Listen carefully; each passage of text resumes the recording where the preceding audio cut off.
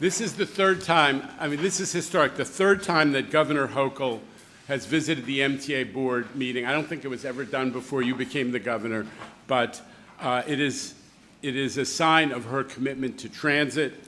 And we used to say that you were the governor from Buffalo, but Governor Hochul is an immigrant to New York City, and she is showing her colors by her passion for transit, which she supported again and again. We just went through some of that history, Governor, in my earlier remarks. We are so grateful for your leadership on all issues: safety, finances, and the need for investment, and the fight for congestion pricing. You really get it. Ladies and gentlemen, Governor Kathy Hochul. Thank you. Thank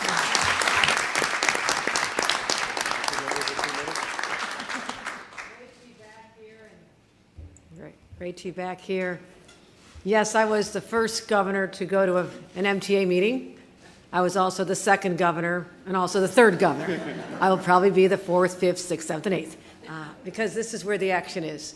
And whenever I have a chance to come out and look in the eyes of the MTA board and say thank you, this is an entity that sometimes gets a lot of heat, and it takes courage to stand out there and put up with a lot of resistance. But I admire each and every one of you for being part of this storied organization as we chart a future forward that many others had attempted in the past but were unsuccessful. You are the ones who got congestion pricing done. I want to applaud every single one of you, so thank you.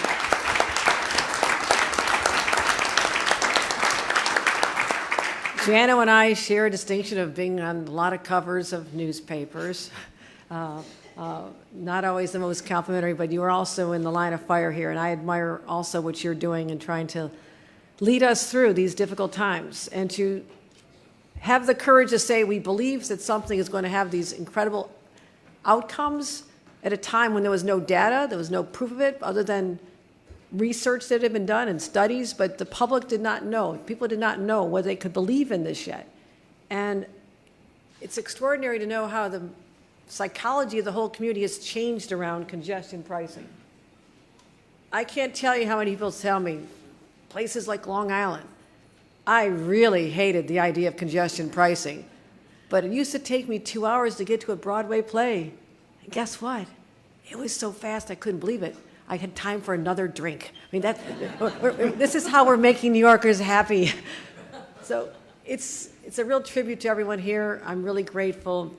And also to be in this beautiful place, something that when you think about the great architectural achievements of the past in the city, and there are so many, sometimes you wonder, do we lose our ambition? Do we not have the vision to do something that is extraordinary and so powerful in its design? And we've met that ambition, the New York ambition, with this Grand Central Madison. I was proud to be here at the very opening and proud to celebrate this 2-year anniversary. So to all of the people who work here, I just spoke to some of the people in the back, and they said they're so proud to be here. And I hope you're proud of the fact that people are proud to walk through this building and know they matter. When you have architecture and buildings that show beauty and its incredible design, it shows that the people you're reaching out to matter to them, and they recognize this. So thank you very much. I also, someone who I have enormous respect for, another Kathy, another woman in leadership. I want to thank Kathy Rinaldi for everything she has done.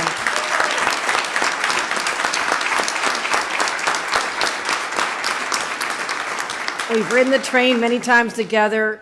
What you have done in creating a record of accomplishment, and just the numbers speaking for themselves, customer satisfaction means everything to me. And the fact that it's been improved with on-time efforts, not just when you had to run the Metro North, but LA are at the same time. I mean, that is something that women are often asked to do the job of too. You did it better than anybody could imagine, Kathy. So I want to applaud you for that. I have a proclamation to present to you.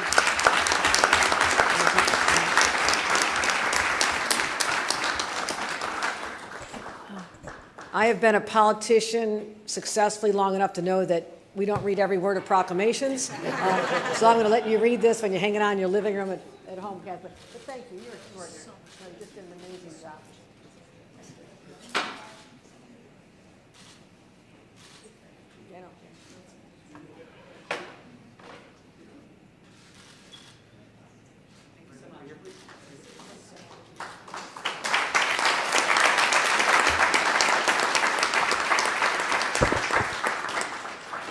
I just flew in from Albany and was able to hear some of Jano's presentation on the success of congestion pricing, so you do not need to hear it again from me, but it's real. It is genuine. It is extraordinary.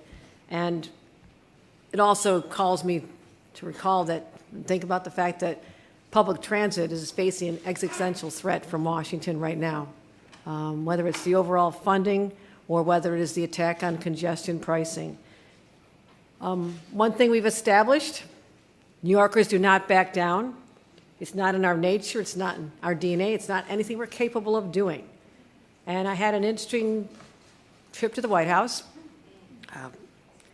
I did my very best. The fight's not over, but I had a considerable time in the White House, and I want to thank my team for putting together what I envisioned. I said, I want something that encapsulizes in real simple terms, real nice pictures of what we're getting with congestion pricing. So I was able to show this to the president behind his desk and talk about how beautiful it is, the 2nd Avenue subway, big, beautiful Penn Station, the Interborough Express connecting the outer boroughs. Congestion pricing is working, big words, nice colors, decreasing the trip times from New Jersey. It's all right. They'll make it up to us. They'll be appreciated. Transit ridership up, fewer injuries. Traffic down, business up, more people visiting the districts than we've had in a long time. And so the growth in visitation. So there's a lot of nice things here. Broadway attendance, nice buildings that are recognizable.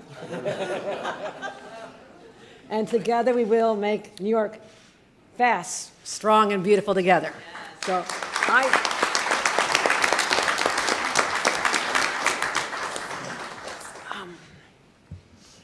we're not done. We are in court. We have said that you may have asked for orderly cessation was the phrase that came in the letter to us, orderly cessation.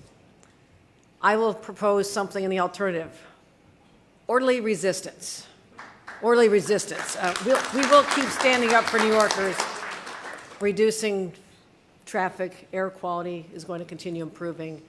But I also just need to point out that there is a huge disconnect between the reality we know that New Yorkers are facing and the perception of reality out of the White House. I guarantee that the president has never had to endure missing a child's sporting event because they were stuck on a delayed, he was just stuck on a delayed train.